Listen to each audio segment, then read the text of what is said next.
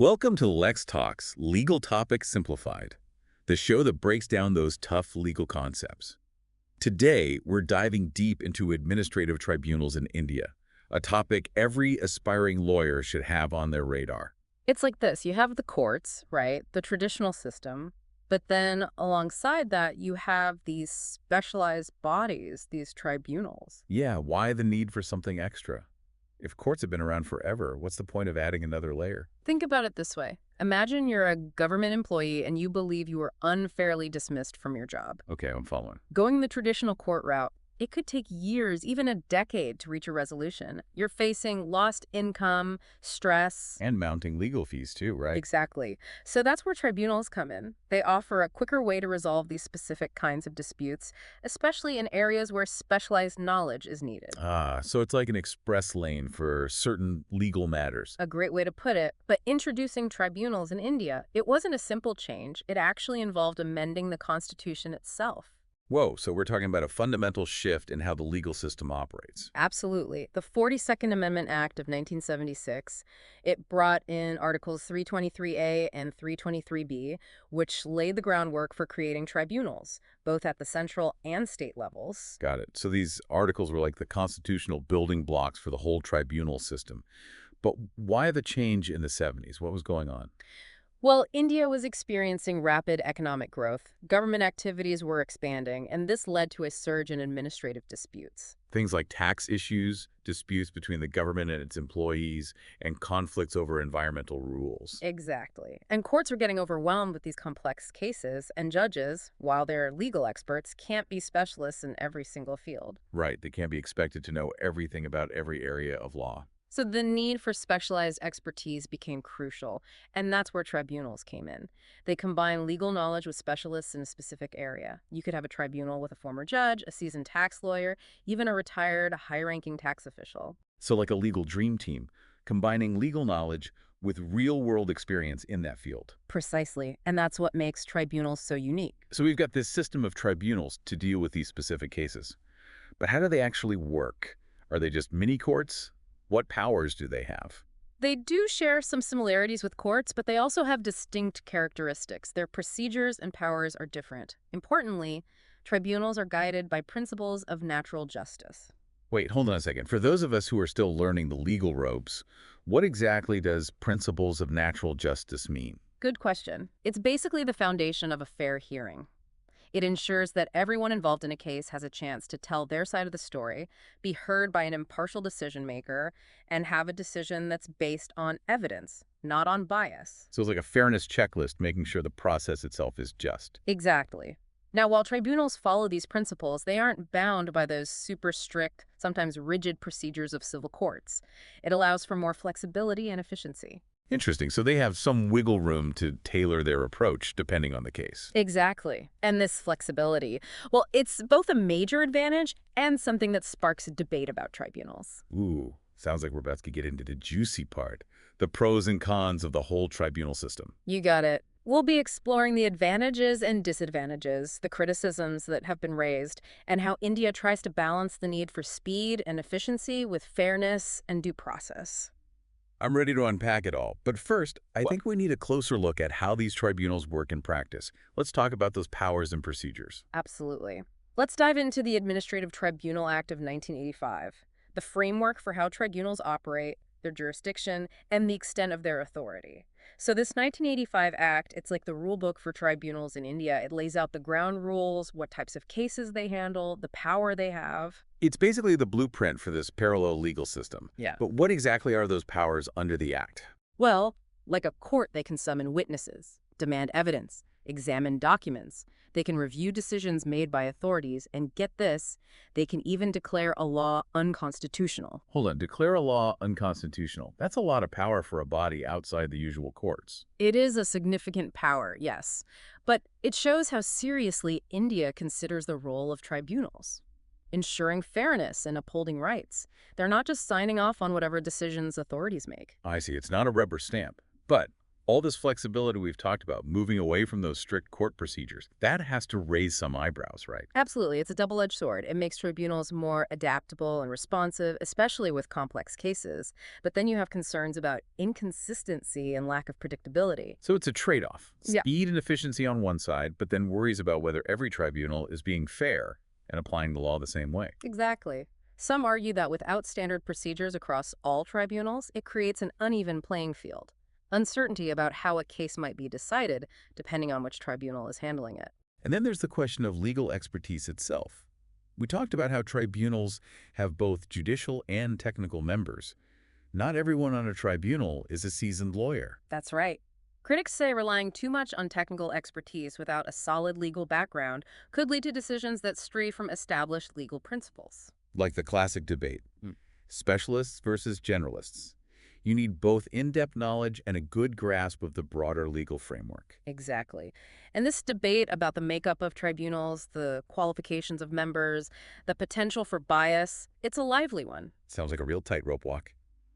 Hmm. How has India tried to address these concerns? Have there been any big cases, landmark decisions that have helped to define things? Absolutely. Several pivotal cases have shaped how we understand tribunals in India. One that stands out is SP Sampath Kumar versus Union of India, a case that went all the way to the Supreme Court. Okay, I'm all ears. This sounds like a major one. It was. The whole constitutionality of administrative tribunals was being challenged. And in 1986, the Supreme Court issued its judgment. They upheld the validity of tribunals, but they also sent a clear message. Like, okay, but here are the rules of the game. Exactly. The court emphasized that tribunals must function in a way that earns public confidence. They stressed the importance of fair procedures and impartial appointments. It's like they were saying, look, if tribunals are going to work outside the usual court structure, they have to be extra careful about keeping the public's trust. It makes sense. So this case set some boundaries. Were there other cases that helped further define how tribunals work? Yes, another key one is L. Chandra Kumar versus Union of India. This one, from 1997, clarified the relationship between tribunals and higher courts. Okay, what happened there? Well, before this case, if you wanted to appeal a tribunal's decision, you went straight to the Supreme Court. Created a bit of a bottleneck, right? So the Supreme Court ruled that appeals should first go to the high courts. So streamlining the appeals process, making sure tribunals aren't just operating in their own little bubble. Precisely. It reinforces the idea that tribunals are part of the bigger legal system, subject to review by the high courts, helps ensure consistency and accountability. So India's put a lot of thought into making this tribunal system work. Yeah. Makes you wonder, though, are other countries dealing with the same issues? Do they have similar systems? Oh, absolutely. Tribunals are pretty common around the world, though how they're structured and how they work varies a lot. Why don't we take a quick trip around the globe, see how other countries are balancing this need for speed and specialization with fairness and the rule of law. I'm ready for a world tour of legal systems. Where do we start? Let's begin with Australia. They have a two-tier tribunal system, which is interesting because it shows a different way of handling appeals. Two-tier, how's that work? So in Australia, most appeals from tribunals go straight to their federal court. Then, if needed, a final appeal can go to their high court. So they've got a dedicated federal court that handles tribunal appeals before they might go to their highest court. Different from India, where the high courts are the first stop for review. It is a distinct approach. Now, let's jump over to Europe. France has a really fascinating system. They have entirely separate court systems for public and private law. Whoa, wait. Two entirely separate court systems. That's a level of specialization we don't see in India. Exactly. Their administrative courts, the ones handling disputes about government actions and public law, have a three-tier tribunal system. Okay, things are getting a bit complicated. Break that down for me. Sure. At the base level, they have the Tribunal Administrative. Appeals go to the Corps Administrative d'Appel, and then if it needs to go higher, it can reach the Conseil d'État, their highest administrative court. Wow, a whole separate structure just for administrative matters. Seems like France really prioritizes specialization within its legal system. They do. Now, last stop on our tour, let's go to the UK. Like Australia, they've got a two-tier tribunal system, but they've made some interesting reforms lately. Oh yeah, I've heard about the UK system. They've been working on making things more efficient. Right. Back in 2007, they overhauled their whole tribunal system, focused on improving structure and efficiency. They created a first-tier tribunal for initial cases and an upper tribunal for appeals. So a more streamlined two-tier structure, similar to Australia's. But I'd imagine they still have those specialized tribunals within that system. You're right, they have specialized chambers within the first-tier tribunal, like a tax chamber or a social entitlement chamber, bringing in experts from those areas. It's fascinating to see how different countries approach the challenge of making a system that is both efficient and fair. No one-size-fits-all solution. Absolutely. That's a key takeaway from looking at these different systems. Right. Every legal system has its own history, its own values, its own challenges. What works in one country might not work in another. I'm starting to see the bigger picture now. Learning about these other systems gives a fresh perspective on India's approach to tribunals. Exactly. It helps us identify both the strengths and weaknesses of our system and opens up ideas for improvement and reform. Okay, so we've traveled the world, explored different systems, compared them with India. I'm feeling pretty knowledgeable about the global landscape now, but let's bring it all home. What are the big takeaways about tribunals in India that our listeners should really remember? The main thing is to understand why tribunals were created in the first place.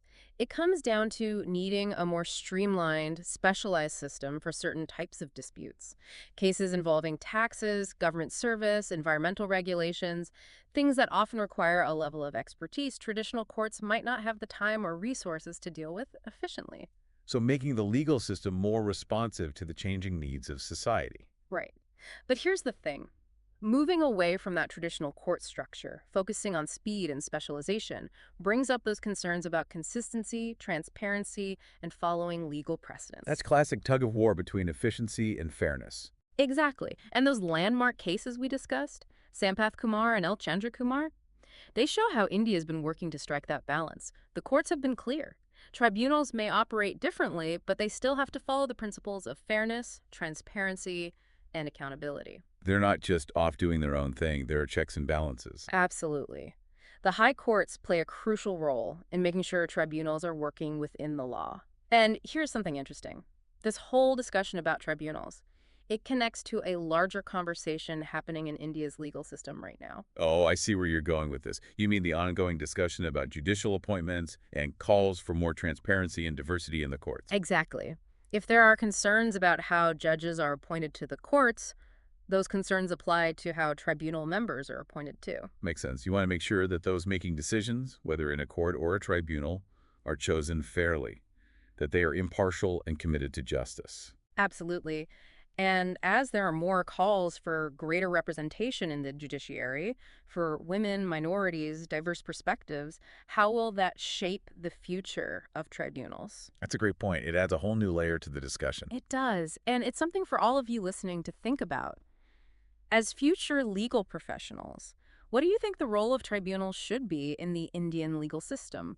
What changes or reforms might be needed to ensure they are truly delivering accessible, efficient, and fair justice? Wow, some thought-provoking questions to leave our listeners with. This has been an incredible journey into the world of administrative tribunals. A journey that's highlighted not just how this system works, but also the ongoing debates and the potential it holds. Thanks for joining us at LexTalks. Subscribe for more. We've covered a lot of ground, haven't we? From that deep dive into the Administrative Tribunal Acts to, well, a legal world tour. Yeah, we've been all over the place. It feels like we've only just scratched the surface. There's always more to explore, right? Yeah. This deep dive, I'll tell you, it's really opened my eyes to how complex this is. Balancing speed and efficiency with fairness and the rule of law, it's like, I don't know, trying to solve a legal Rubik's Cube. Ooh, I like that analogy. And it's a puzzle that legal systems around the world are constantly trying to solve. Before we wrap up, let's do a quick recap for our listeners. Those key takeaways about administrative tribunals in India. The stuff every law student should remember. All right. Well, the most important thing is to understand the why. Why do we even have tribunals? What's the point? And it really boils down to needing a system that can handle certain types of disputes more quickly and efficiently. You know, cases dealing with taxes, government service, environmental regulations. Those often require a certain level of expertise, a level of expertise that traditional courts might not have the time or resources to deal with effectively. So it's about keeping the legal system up to date, making it work for the needs of society today. Exactly. And there's always a but, right? Moving away from that traditional court structure, focusing on speed and specialization, it brings up those questions about consistency, transparency, making sure things are being done by the book. It's that tension we keep coming back to, isn't it? Efficiency versus making sure everyone gets a fair shake. Right. And those big cases we talked about, Sampath Kumar and Elkhandra Kumar, they show how India has been trying to find that balance. Those decisions made it clear that tribunals can't just operate however they please. They have to follow the Constitution. They have to uphold principles of natural justice. So they have more flexibility, but they're still accountable. Exactly. And the high courts, they play a big part in keeping things in check, making sure tribunals stay within the boundaries of the law. And and this is where things get really interesting. This whole tribunal discussion, it ties into a much bigger conversation that's happening in India's legal world right now.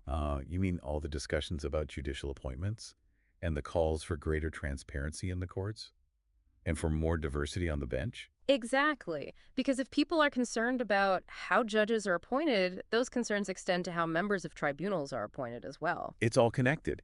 You want to make sure that the people making those decisions in a court or in a tribunal were chosen for the right reasons. You want to make sure they are going to be impartial, fair, and committed to justice. Absolutely.